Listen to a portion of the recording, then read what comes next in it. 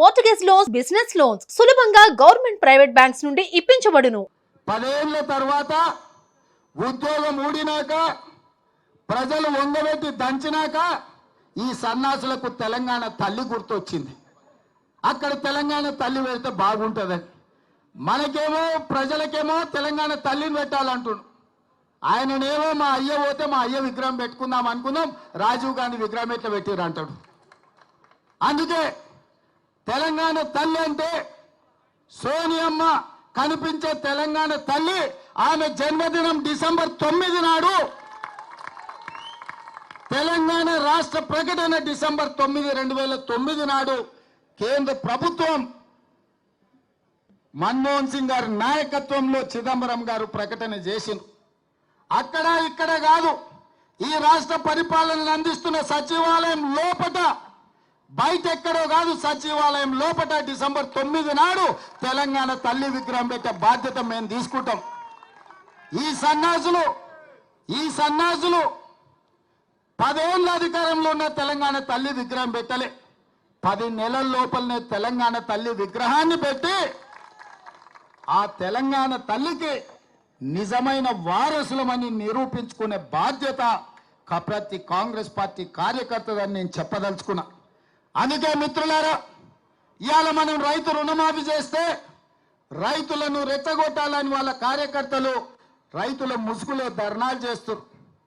నేను ఒక్కటే మాట చెప్పదలుచుకున్నా, ఏ రైతుకు రుణం రాకపోయినా, రుణం మాఫీ కాకపోయినా, ఏ రైతుకి ఏ సమస్య ఉన్నా ప్రతి కలెక్టర్ కార్యాలయంలో అధికారులను కౌంటర్ వేసి కూర్చోబెట్టి మీ సమస్యలు అక్కడ చెప్పుకోండి, వాటిని పరిష్కరించి మీకు రుణమాఫీ చేస్తామని చెప్పినాం.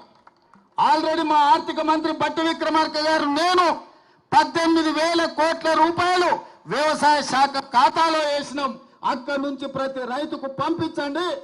మిగతా 12,000 కోట్ల రూపాయలు కూడా 2 లక్షల పైన ఉన్న వాళ్ళను మీరు 2 లక్షల పైన ఉన్న ఏదైతే బకాయిందో బ్యాంకు కట్టండి, మిగిలిన 2 లక్షల రూపాయలు మేము కడతామని చెప్పినాం.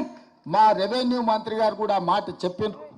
ఇవాళ అంటుండే శ్రీనివాసరెడ్డి గారు ఇంకా 12,000 మళ్ళీ కడతామన్నాడని, భట్టి గారు 7,000 కోట్లే మేము ఇచ్చినామన్నారని.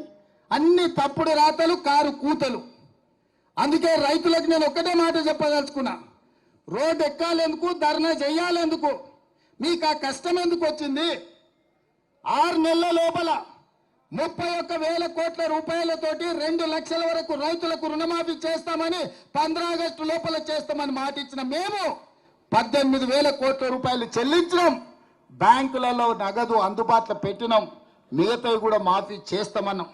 ఈ సన్నాసులను నమ్ముకొని రోడ్ల మీద తిరిగితే ఆయాసమే వస్తుంది. మీకు ఏదైనా సమస్య ఉంటే కలెక్టర్లను కలవండి, వ్యవసాయ శాఖ అధికారులను కలవండి. ఈ ప్రభుత్వం ఉన్నదే మీకోసం. ఈ ప్రభుత్వం మీ సమస్యలను పరిష్కరించడానికి ఉన్నది. ఈ ప్రభుత్వం ప్రజాపాలనది, ప్రజలకు అందుబాటులో ఉన్నాం. పొద్దున్న లేస్తే వేలాది మందిని మేమందరం కలుస్తున్నాం.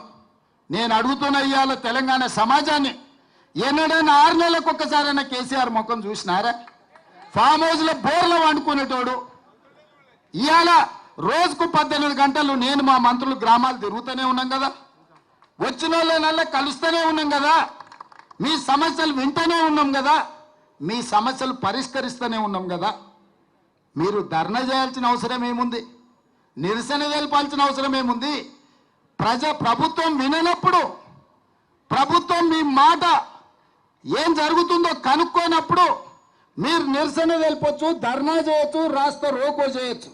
కానీ ప్రభుత్వమే మీ దగ్గర ఉండి ప్రభుత్వం వింటున్నప్పుడు, ప్రజాపాలన జరుగుతున్నప్పుడు, ప్రజాభవన్లో ప్రజల సమస్యల్ని వారంలో 2 రోజులు మా అధికారులు, మా చిన్నారెడ్డి గారు తీసుకుంటున్నప్పుడు మీకెందుకు కష్టం రైతులారా అని నేను చెప్తున్నా. అందుకే 10 ఏళ్ళు మిమ్మల్ని దోసుక తిన్నారు. కాకులాక గద్దలాక మీ రక్త మాంసాలను పీల్చి పిప్పి వేసిన ఈ సన్నాసులు మళ్ళీ ముసుగులో దొంగలు ముసుగేసుకొని ఇవాళ మళ్ళా మీ దగ్గరకు వచ్చి మభ్య పెట్టాలని చూస్తారు. ఈ దోపిడీ దొంగలే కదా ఈ 10 ఏళ్ళు మిమ్మల్ని దోసుకున్నది. ఈ కేసీఆర్, ఈ హరీష్ రావు, ఈ రామారావే కదా మిమ్మల్ని కొల్లగొట్టింది. సుమన్ టీవీలో మీ పర్సనల్ అండ్ బిజినెస్ ప్రమోషన్స్ కోసం కింది నెంబర్కి కాంటాక్ట్ చేయండి.